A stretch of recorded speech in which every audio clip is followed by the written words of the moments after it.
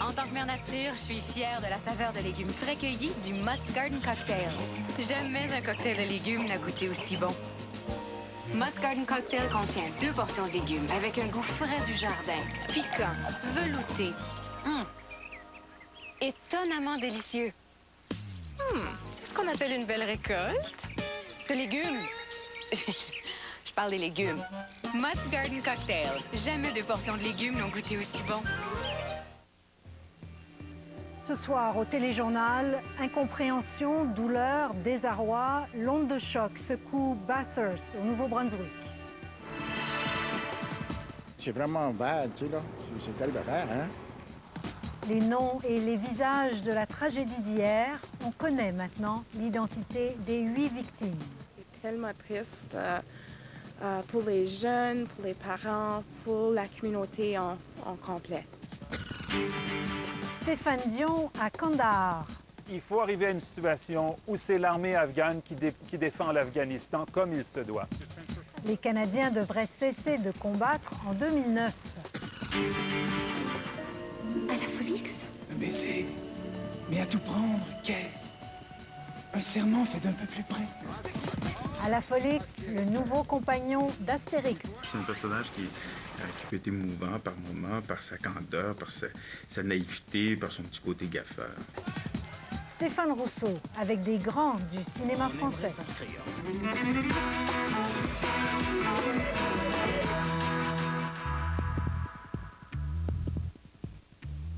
Mesdames et messieurs, bonsoir. La petite communauté de Bathurst vit des heures difficiles au lendemain de cette tragédie routière qui a coûté la vie à 7 adolescents et à une enseignante. La fourgonnette qui les ramenait d'une compétition de basketball à Moncton vendredi soir a frappé de plein fouet un camion qui venait en sens inverse. Les autorités confirment que c'est la chaussée glissante qui a bel et bien causé l'accident. Et Catherine Lantier, elles ont aussi dévoilé l'identité des 8 victimes. Oui, Céline, il s'agit de Justin Cormier. Il était âgé de 17 ans. Nathan Cleland, 17 ans. Rabière Acevedo, 17 ans. Cody Branch, 17 ans. Daniel Haynes, 17 ans. Nicholas Quinn, 16 ans. Nicholas Kelly, 15 ans. Et enfin l'enseignante Elizabeth Lord, 51 ans. Demain, pour le retour en classe, une équipe de psychologues sera mise sur pied pour les élèves qui en sentiront le besoin. Et déjà, aujourd'hui, certains ont senti le besoin de retourner sur les lieux du drame. Le frère de Cody Branch, une des victimes, a tenu à se recueillir sur les lieux de l'accident. Cody et 6 de ses camarades et une enseignante ont péri dans une collision fatale entre le minibus et le semi-remorque en raison d'une chaussée glissante dans la nuit de vendredi à samedi. D'autres jeunes ont voulu poser ce geste symbolique à la mémoire de leurs amis. Les parents qui les accompagnaient étaient ébranlés. Comme parent, tu as toujours peur quand nos enfants s'en vont en quelque part. Puis ça, c'est un symbole de l'équipe qui sont. Il y a 7 jeunes dans la même équipe. J'ai mis des nets de basketball pour un symbole. Toute la communauté est affectée par la tragédie. Cet homme a fait 40 minutes de route, même s'il ne connaissait pas les victimes. C'est vraiment bad, tu sais, là. C'est calvaire, hein? Moi, j'avais une fois que je vois ça, 8 personnes, là. Ils ont se faire tuer de même, là. C'est terrible, hein? Un policier impliqué dans la communauté à titre d'agent de liaison entre les écoles de la région est bouleversé. Quand une affaire de même, ça nous affecte. Tout le monde, même si on est supposément des professionnels, puis qu'on est supposé se contrôler un peu. Ça nous rappelle aussi la fragilité de la vie. Cette journée avait commencé par une messe de recueillement. C'est sûr que même si on est des catholiques et des chrétiens, même si on croit en Dieu, on devient profondément ébranlé. À la sortie de l'église, les gens ne savaient pas comment réagir, trop émus et consternés par le drame. J'ai pas de mots là, pour vous expliquer comment on peut se ressentir quand il était presque rendu à la maison. C'est arrivé, on ne sait pas pourquoi. C'était tellement tragique, c'est tellement triste pour les jeunes, pour les parents, pour la communauté en complet. Les dépouilles des 7 adolescents seront exposées mardi au centre civique de Bathurst. Les obsèques communes auront lieu mercredi au même endroit et celles de l'enseignante se tiendront le lendemain. Catherine Lantier, Radio-Canada, Bathurst. Stéphane Dion et son adjoint Michael Ignatieff ont terminé ce matin leur visite éclair en Afghanistan, un voyage qui n'a pas modifié la position libérale sur la mission canadienne là-bas. À Kandahar, le chef de l'opposition a réaffirmé aux militaires son désir de voir la mission de combat se terminer en février 2009.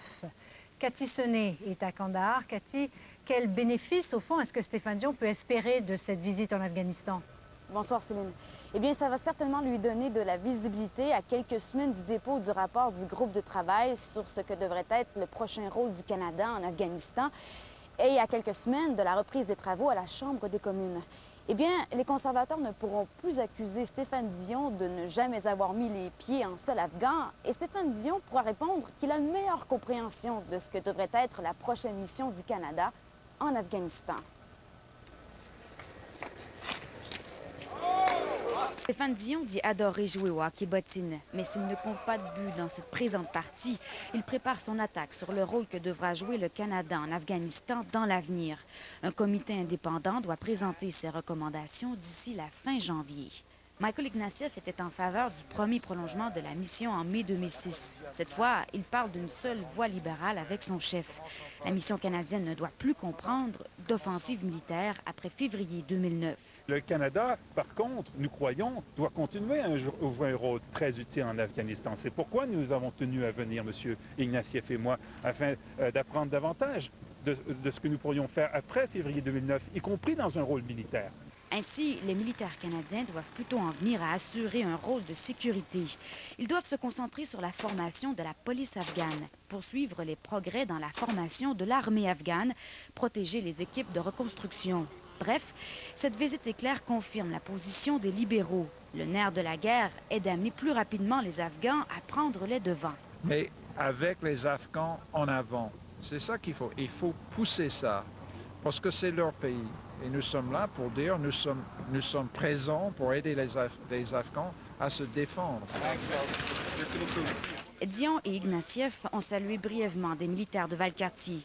Le chef de l'opposition officielle à Ottawa voulait faire ce voyage depuis juillet, mais sa présence semble avoir eu peu d'effet chez les soldats. On sait que c'est lui qui est le chef de l'opposition. On est au courant, on suit quand même les nouvelles un peu. On sait que il va peut-être avoir des élections bientôt, puis l'Afghanistan va être un bon enjeu là, pour enjeu politique. Au même moment où Stéphane Dion répétait que les Canadiens avaient assez combattu en sol afghan, 4 militaires de Valcartier ont subi des blessures lorsque leur véhicule a roulé sur un engin explosif dans le district de Panjawi. Avec les talibans qui demeurent présents sur le terrain, tous les chemins risquent de demeurer périlleux pour tous les soldats, combattants ou non. Cathy Senet, Radio-Canada, à la base militaire de Kandahar. Le ministre des Affaires étrangères, Maxime Bernier, s'est rendu en Cisjordanie dans le cadre d'une tournée au Moyen-Orient et en Asie. Il a rencontré le président de l'autorité palestinienne, Mahmoud Abbas, pour discuter du processus de paix dans la région. Et il a réitéré l'engagement du Canada à verser 300 millions de dollars pour venir en aide aux Palestiniens. Une aide étalée sur 5 ans qui est cependant conditionnelle au progrès des négociations de paix. Le président américain est aussi en tournée au Moyen-Orient. Dans un discours aux Émirats arabes unis, George Bush a accusé l'Iran d'être le principal parrain du terrorisme dans le monde et juge que les États-Unis et ses alliés arabes doivent s'unir avant qu'il ne soit trop tard. Les tensions entre Washington et Téhéran se sont accrues depuis l'incident qui a opposé les marines américaines et iraniennes la semaine dernière. Le film franco-américain Le Scaphandre et le Papillon a remporté le Golden Globe du meilleur film en langue étrangère. Le film, qui met notamment en vedette l'actrice québécoise Marie-Josée Croze, raconte l'histoire vécue de l'ancien rédacteur en chef du magazine Elle, Jean-Dominique Bauby, victime du syndrome de l'emmurement à la suite d'un accident cérébrovasculaire. La cérémonie des Golden Globes se déroule cette année sous forme de simples conférences de presse en raison du conflit des scénaristes avec l'industrie du cinéma. Et d'un film français à l'autre, c'était la première aujourd'hui à Paris du nouveau film Astérix et les Jeux Olympiques. Une méga production de 125 millions de dollars dans laquelle l'humoriste québécois Stéphane Rousseau côtoie de grandes vedettes. Notre correspondant Maxence Bilodeau y était. Les Champs-Élysées encore aux couleurs de Noël, décor idéal pour tenir un gros défilé sur le tapis rouge. Alain Delon est présent. Il tient le rôle de Jules César dans le film.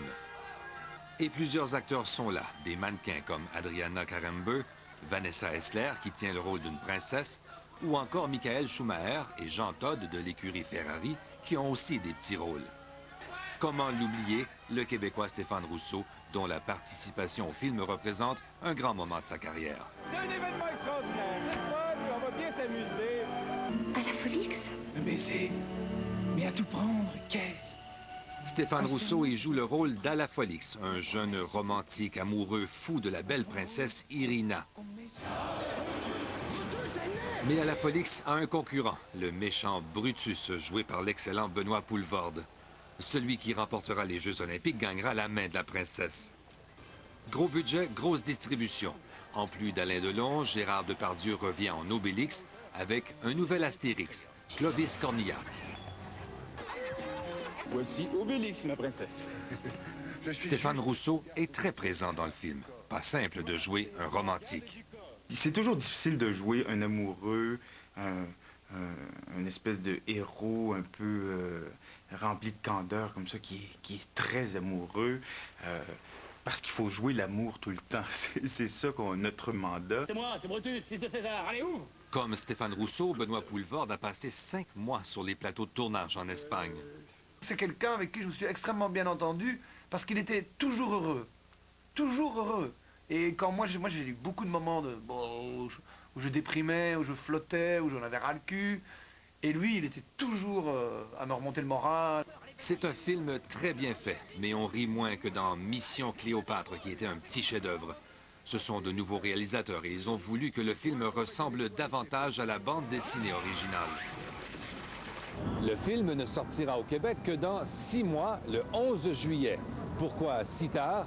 Une seule raison, nous dit le distributeur. Il semble qu'au Québec, les films familiaux soient plus populaires l'été que l'hiver. Maxence Bilodeau, Radio-Canada, sur les Champs-Élysées, à Paris.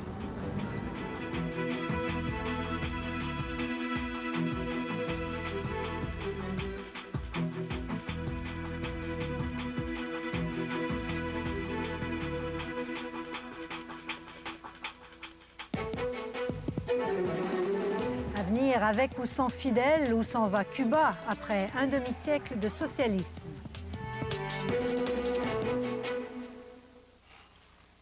Du côté de ma mère, on est fonceur. Du côté de mon père, on est plus prudent. Côté REER, vous me dites quoi? Du haut REER. Rendement, mais sûrement. Pour vos REER, c'est plus qu'une banque, c'est Desjardins. Moi, ma fortune est petite. Pour nos REER, vous nous dites quoi? Diapason et Chorus. Des solutions adaptées à vos besoins. Pour vos REER, c'est plus qu'une banque, c'est Desjardins. Mardi, le trafic d'odomètre. Une fraude à grande échelle. Ma vanne, elle vaut pas 20 000, là, elle vaut 6 000, 5 000, 10 000. La bonne nouvelle, on peut récupérer son argent. La facture, mardi 19h30 à Radio-Canada. Mercredi. Nous comparons beurre et margarine. Et nous dégustons du porcelet. L'épicerie, mercredi 19h30 à Radio-Canada. Silhouette de Danone vous révèle sa vraie nature. Dans un nouvel emballage transparent. Savourez un yogourt sans gras, sans aspartame ni sucre ajouté et avec plus de fruits que jamais. Tellement de fruits qu'on vous les dévoile avec fierté.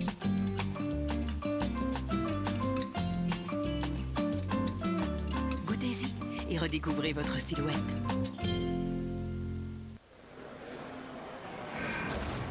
Cette valise pourrait causer l'apparition d'une maladie. Cette valise pourrait détruire des récoltes et menacer la survie du bétail. Cette valise pourrait entraîner une amende ou des poursuites judiciaires. Cette valise pourrait être la vôtre.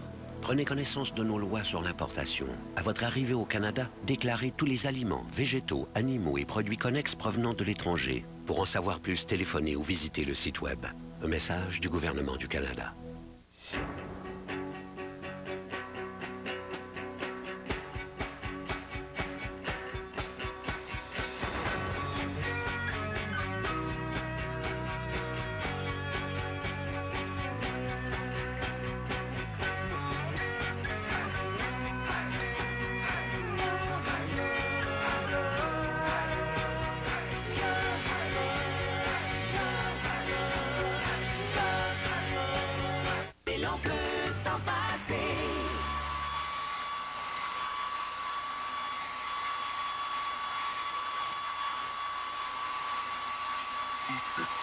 Besoin d'une sécheuse?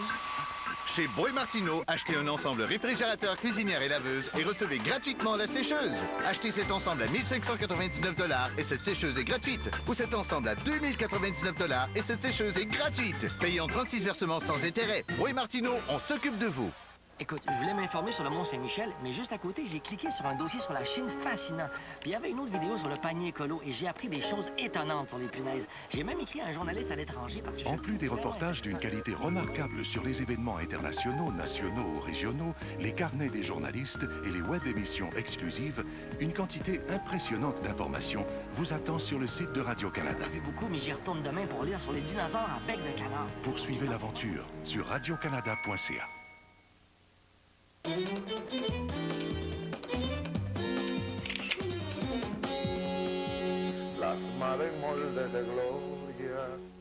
Ces images, elles remontent au mois d'octobre. Ce sont les dernières que l'on a vues de Fidel Castro. Le président cubain, comme on le sait, poursuit une longue convalescence et il n'a pas été revu en public depuis l'été 2006. Or, des élections importantes pour l'avenir de Cuba et pour l'avenir politique de Fidel Castro doivent avoir lieu dans quelques jours, le 20 janvier. À la lumière du scrutin, on saura si Fidel Castro, qui est âgé de 81 ans, cédera ou non la présidence du Conseil d'État à son frère cadet, Raúl Castro. Jean-Michel Leprince, bonsoir. Bonsoir. D'abord, précisons-le, il est candidat, il se présente. Tout à fait. Fidel Alors, Castro. il s'agit de combler 614 sièges à l'Assemblée nationale. Fidel Castro est candidat, c'est confirmé. On connaît déjà tous les candidats pour chaque circonscription. Il y en a un par circonscription. Il est candidat dans la région de Santiago de Cuba. Alors, ce qui est important, c'est que l'Assemblée nationale, début mars, devra désigner les 31 membres du Conseil d'État, dont Fidel Castro est actuellement le président. Et désignera ensuite le Conseil des ministres, dont il est aussi président. Alors, il faudra savoir qui occupera ce siège. Pour l'instant, c'est son frère Raúl qui occupe par intérim la tête de l'État. Alors, Fidel, on ne l'a vu pour l'instant qu'en photo et en vidéo, surtout lors des visites de son ami et fils politique, disons, Hugo Chavez.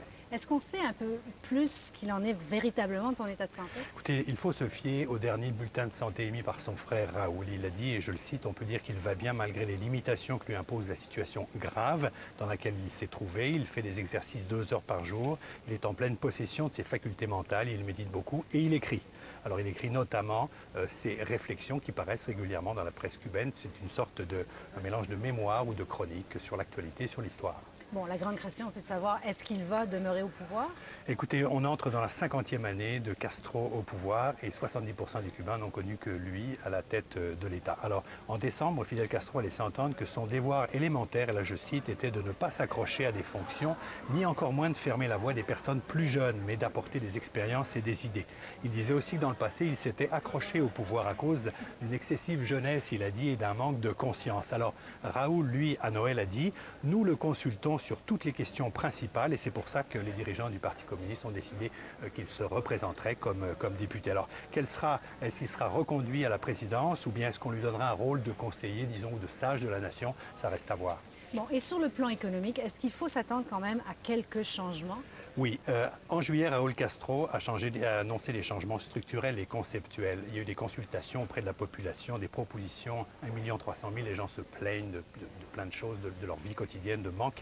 Et dans son discours, à la fin de l'année, Raúl Castro a dénoncé l'excès d'interdictions et de mesures légales qui font plus de mal que de bien. Et il dit que la majorité de ces mesures étaient justes à l'époque, mais que bon nombre d'entre elles sont dépassées par la vie actuellement. Alors, on peut s'attendre à des changements économiques surtout, mais alors à quel rythme et avec quelle ampleur, on ne sait pas. C'est difficile à savoir. Et donc, vous allez couvrir ces élections pour nous? Nous venons d'avoir les visas pour 1 semaine pour la couverture d'élections à Cuba. On suivra ça avec intérêt. Merci beaucoup, Jean-Michel. De rien.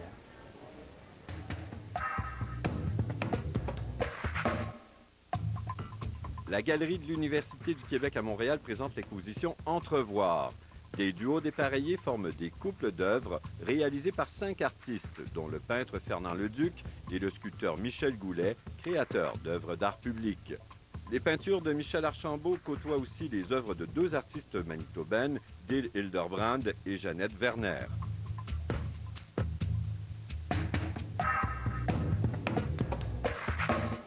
Et au sport. Bonsoir Gilles. Bonsoir Céline. Une médaille de bronze pour le Canadien Emmanuel Osborne-Paradis en Coupe du monde de ski alpin. Voilà Céline, à la descente de Wengen en Suisse, il obtient le 3e podium de sa carrière et selon lui le plus important. Il faut comprendre que cette piste jouit d'un statut presque mythique dans le milieu. Près de 4 km et demi à une vitesse atteignant 150 à l'heure. Plus de détails après la pause. Rien que les filles qui meurent dans la famille. Les 2 petites. Maman, les 2 autres qui meurent pas, là. J'étais déprimante, celui-là. C'est pour ça que je veux partir aussi, là. C'est tellement loser, ici. Je sais pas ce que vous avez à niaiser avec cette machine-là, mais c'est pas ça qui va vous faire gagner, là. On peut toujours espérer, petite. On devrait faire pas mal de millage avec ça. C'est pas banal, mais ils sont sur le bien-être. Ils perdent de billets gagnants, puis ils le retrouvent le 1er avril. Pareil comme Cendrillon. Les Lavigueurs, la vraie histoire. Mardi 21h, seulement à Radio-Canada. Qui serez-vous sans cette cigarette? Vous ne le saurez qu'en cessant de fumer. Arrêtez de fumer. Gardez la flamme. Avec la nouvelle gomme Drive, le choix sensé pour doubler vos chances de cesser de fumer. La nouvelle gomme Drive. C'est vraiment une très inconfortable situation. Les ventes ont des crampes. J'ai gardé le silence, mais maintenant ça va s'ébruiter. Préoccupé par des gaz, les bandes minces Gazex se dissolvent rapidement. Ça soulage rapidement les gaz. Gazex, plus de pression. Pour moi, un monde sans fumée gros comme ça, c'est... La fierté que j'ai ressentie quand ma fille à 12 ans m'a affirmé que jamais elle fumerait. Sophie, c'est une championne de basket et pour elle, tabac et sport, c'est incompatible. C'est le dessin que m'a fait mon filleul Thomas de 7 ans quand j'ai arrêté de fumer. Je me rendais pas compte à quel point la cigarette pouvait incommoder les gens que j'aime. Merci Thomas. Si ça continue comme ça, notre monde sans fumée, il va être gros comme ça. Un message de la Semaine québécoise pour un avenir sans tabac. Ça fait 3,75. Oh non, je m'excuse, pas celle-là. Quoi?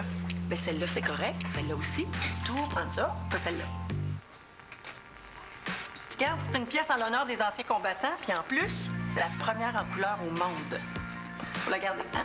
Trop belle. La première. Il faut. Les pièces commémoratives de la monnaie royale canadienne. Conservez-les, car elles sont nos valeurs d'ici. Jeudi. Au Québec, autant de mosquées, autant d'enseignements différents.